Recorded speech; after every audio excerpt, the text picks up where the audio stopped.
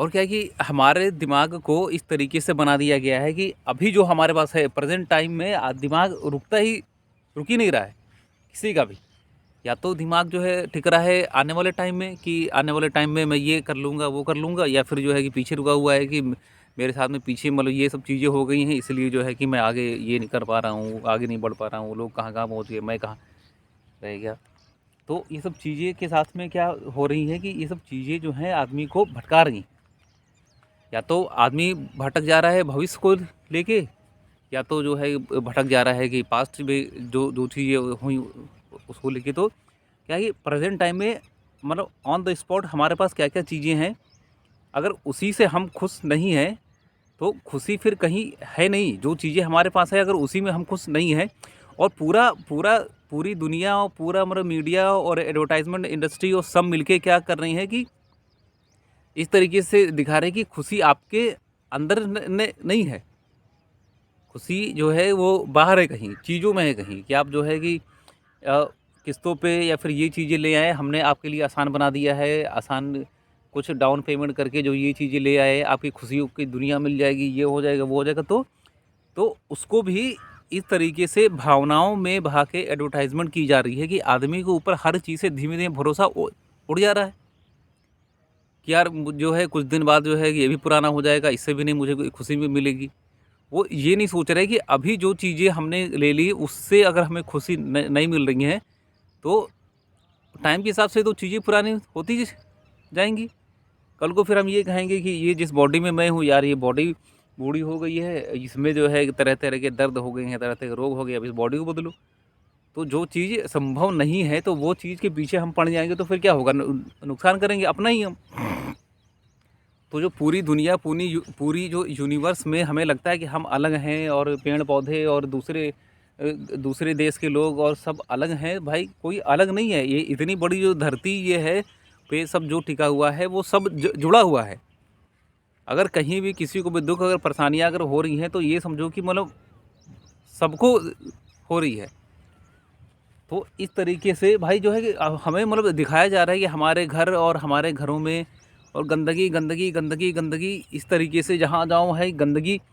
पहले जहाँ नहीं भी दिखती थी वहाँ से भी हटके अब क्या हो गया है कि जहाँ गंदगी है वहाँ तो मतलब ध्यान है ही, लेकिन जहाँ गंदगी नहीं है, जहाँ साफ़ सफाई, वहाँ भी हमें लग रहा है कि अरे जम्स होंगे यहाँ पे, कीड़े मकोड़े घूम रहे होंगे यहाँ के, वायरस घूम रहे होंगे यहाँ पे। तो भैया ये पूरी दुनिया जो जो टिकी हुई है वो चल रही है ये वायरस के ऊपर ही चल रही है। हम भी जब जो है कि जो मतलब फादर से माँ के गर्भ में गए तो एक वायरस के रूप में ही गए हम। करोड़ों थे इस पर, उसमें से एक दो हम पहुँचे, हम बने, फिर इतने बड़े हो गए धीमे धीमे। तो वायरस नहीं होंगे तो हमारा भी कोई अस्तित्व होगा नहीं। तो क्या हो रहा है कि अब जो है कि इस तरीके से मतलब बताया जा रहा है कि वायरस ही हमारे लिए खतरा है, जबकि वायरस अच्छे वायरस भी होते हैं, बुरे वायरस भी होते हैं। इतने साल तक अगर हम आप अगर ज़िंदा हैं तो ज़िंदा हम लोग इसीलिए हैं कि जो है कि अच्छे जो वायरस जो थे वो हमारे अंदर जो है कि बैक्टीरिया या फिर जो शरीर को नुकसान करने वाली चीज़ें हैं उससे वो लड़के उसको ख़त्म करके वो हमें हमारे शरीर को ज़िंदा रखे हुए हैं। इतना बड़ा जो है कि मतलब 70 किलो 100 किलो 110 किलो 120 किलो के शरीर लेकर आदमी घूम रहा है, तो उनके अंदर जो है इस तरीके की चीज़ें बन रही हैं कि जो है रोगों से लड़ने की क्षमताएं उनके अंदर हैं, इसीलिए वो टिके हुए हैं, चाहे हम हो चाहे कोई जानवर हो चाहे कोई भी हो। तो इस तरीके से वायरस को दिखाया जा रहा है कि वायरस सही नहीं है, जबकि ऐसा है नहीं। वायरस नहीं होगा तब आदमी की जीने की कोई उम्मीद ख़त्म हो जाएगी। भाई ऑक्सीजन क्या है, हम लोग जो मतलब पूरी दुनिया में जो जो भी आदमी ज़िंदा है कि बिना ऑक्सीजन के ज़िंदा तो है नहीं। तो जो ऑक्सीजन है ऑक्सीजन भी है, और जैसे ये हवा है तो हवा भी नहीं दिखती हमें, और फिर भी हम मतलब ज़िंदा है, सांस ले रहे हैं, वो ऑटोमेटिक वो सब चीज़ें चल रही हैं हमारे अंदर। ऑटोमेटिक जो है कि फेफड़ा हमारा फूल रहा है, पचक रहा है, हवा अंदर आ रही है जा रही है, हम बोल रहे हैं, तो हाथ अपने आप काम कर रहे हैं। तो ये सारी चीज़ें जो हैं ये सब चीज़ें जुड़ी हुई हैं, और हर आदमी जुड़ा हुआ है नेचर के हिसाब से। किसी के अंदर भी कोई अंतर नहीं है, लेकिन जो है कि बाद में क्या हुआ कि कुछ मुट्ठी भर लोगों ने पूरी दुनिया को वो इस तरीके से बना लिया है कि ये पूरी दुनिया हमारे कब्जे में रहे, और सारे लोग रहें। तो उन्होंने फिर क्या किया, उन्होंने जो है कोई कानून व्यवस्थाएं ला दी, उसके बाद लोगों को शोषण करने के लिए फिर पुलिस की व्यवस्थाएं कर दी, आर्मी लगा दी, फिर लड़े, फिर आपस में धीमे धीमे करते करते जो है कि लड़ते मरते आगे बढ़ते,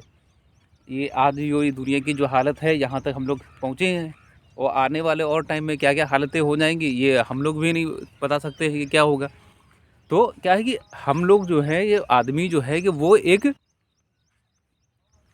इसलिए नहीं मतलब धरती पे है कि जो है कि ये पूरी धरती हमारी है, हम ही करेंगे राज। वो तो एक जो है कि समय की यात्रा में सब लोग चल रहे हैं, हर आदमी, हम हो गए चाहे आप हो गए या फिर कोई भी हो गया, तो हम लोग एक जो है कि समय यात्रा में हम लोग चल रहे हैं कि भाई उस जीवन की यात्रा में हम पैदा हो गए, जीवन चल रहा है, उसके साथ में हम कुछ साल तक चले, फिर हमने नई पीढ़ी हमने हमने लाई, वो पीढ़ी फिर उस समय के साथ में चली।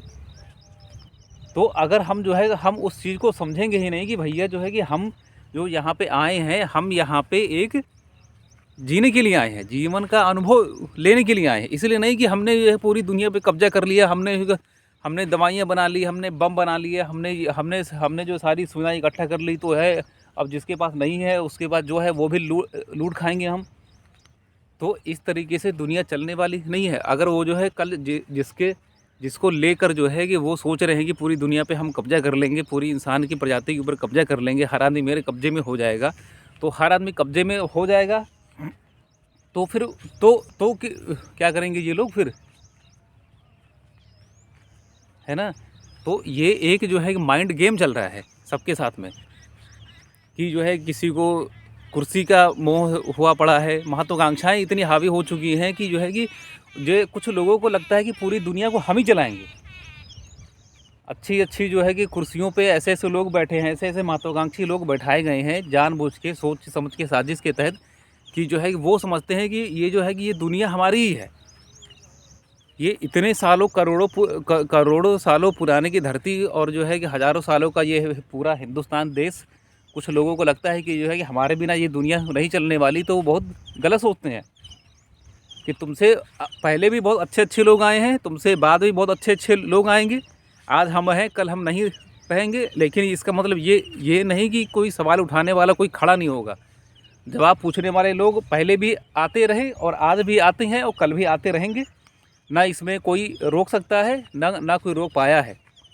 भगवान कृष्ण ने कहा है कि जब जब धर्म की हानि होगी तब तक मैं आऊँगा। धर्म का मतलब ये नहीं था किसी धर्म का मतलब, कृष्ण का कहने का मतलब कि जब जब धर्म की हानि होगी मैं आऊँगा, उनका मतलब ये नहीं था कि जो है कि किसी संप्रदाय के ऊपर अगर हिंसा अगर करेगा तो हम आएंगे। धर्म का मतलब था कि ये जो जीवन की जो पद्धति है, अगर इसको अगर नुकसान पहुंचाने के लिए तुमने अगर इसके खिलाफ अगर गए तब मैं आऊँगा। समझ रहे हो ना। तो जो है उन्होंने पूरी दुनिया को हमें जो चीज़ें जब बना के दी हैं, उनका कहने का मतलब यही था कि इंसान के रूप में या फिर जो है कि प्रकृति की आपदाओं के रूप में मैं आऊँगा और पूरी अच्छे तरीके से सबको नष्ट भ्रष्ट करके नई दुनिया फिर से बनाऊँगा मैं। लेकिन फिर क्या हुआ कि लेकिन वही होता है कि ये धर्म की हानि इसीलिए होती है कि लोग लालच छोड़ नहीं पा रहे हैं। और आज जो है बिल्कुल सेम कंडीशन वही है, महाभारत वाली सेम कंडीशन वही है कि जो है कि लोग कुर्सी के पीछे, सत्ता के पीछे बिल्कुल अंधे और बिल्कुल लूले लंगड़े हो के पड़े हुए हैं कि चाहे मुझे कुछ भी करना पड़े, कुर्सी मुझे चाहिए। ये देश जो है पिछले 8-10 सालों का देश नहीं है, हज़ारों सैकड़ों सालों से देश ही चला रहा है और आगे भी चलेगा। जिनको लगता है कि जो है कि कोई ये धर्म खतरे में है, वो धर्म खतरे में है, तो वो खतरे में है, उनकी कुर्सियाँ खतरे में हैं। तो उनको लगता है कि हमारी कुर्सी खतरे में होने का मतलब है कि बता दो कि धर्म खतरे में है और दुनिया खतरे में है, ये धर्म के लोग नष्ट हो जाएंगे, सब भ्रष्ट हो जाएंगे। कोई नष्ट भ्रष्ट होने वाला नहीं है। लोग पहले भी जीते थे, मरे हैं, आगे भी लोग जिएंगे और मरेंगे, पैदा होते रहेंगे, मरेंगे। ये जीवन यात्रा में हम आए हैं और वो लोग भी आए हैं।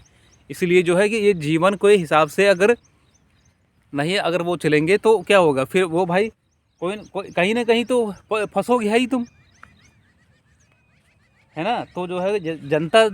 जिस दिन जो है कि जिस दिन अच्छा हिसाब किताब समझ जाएगी कि जो है ये जो चीज़ें हमारे ऊपर जो बना के थोपी गई है, जिन्होंने पहले हमें फंसाया और हमारे जो आने वाली आगे पीढ़ियाँ हैं वो उनको फंसा रही हैं कि पहले जो है बैंकिंग सिस्टम और मॉनिटरिंग सिस्टम बना के पहले पैसे की लत लगाओ, उसके बाद पैसे के माध्यम से पैसे की कमी कर दो, पैसे की वैल्यू घटा दो, परचेजिंग पावर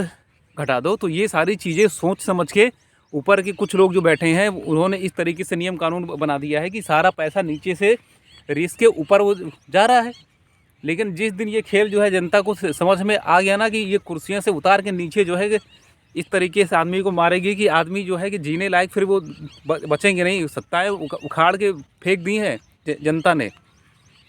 कि जो है कि लगता है कि पूरी दुनिया के ऊपर हम ही शासन करेंगे। तो ऐसा ये होने वाला है नहीं कि तुम जो है कि तुम आर्मी को भरमा दोगे, हमारे जो पुलिस व्यवस्था लगी है पुलिस भाइयों को तुम अपने कब्जे में तुम कर लोगे। तो वो लोग भी इतनी वो लोग भी उसमें भी जो बैठे लोग हैं वो लोग भी इतने बेवकूफ़ नहीं है कि जो है कि जो सत्ता में जो लोग बैठे हैं उनकी हर चीज़ें हम माने, हर चीज़ें करें। जिस दिन जो है ये व्यवस्थाएं और ये चीज़ें जो है लोगों की समझ में आ गई, चाहे तुम्हारी पुलिस की व्यवस्था हो गई, चाहे ये तुम्हारी जो है पैसे का तुम्हारा खेल हो गया, जिस दिन ये खेल अगर लोगों को समझ में आ गया तो ये एक एक नेता को चुन चुन के जनता मारेगी। और ये धर्म के नाम पे और जो है कि और लोगों को भड़का के और जो है कि चाहते हैं कि जो है कि हम सत्ता पे बने रहेंगे। तो ये सब चीज़ें होने वाली हैं नहीं आने वाले टाइम में। लोग जो है कि बैठे हुए लोग और आने वाली जो पीढ़ियां हैं इतनी बेवकूफ़ नहीं है कि तुम जो है कि तुम नियम कानून बना के थोपते रहोगे और हमारे जैसे लोग चुपचाप बैठे रहेंगे और सवाल नहीं करेंगे। सवाल करेंगे,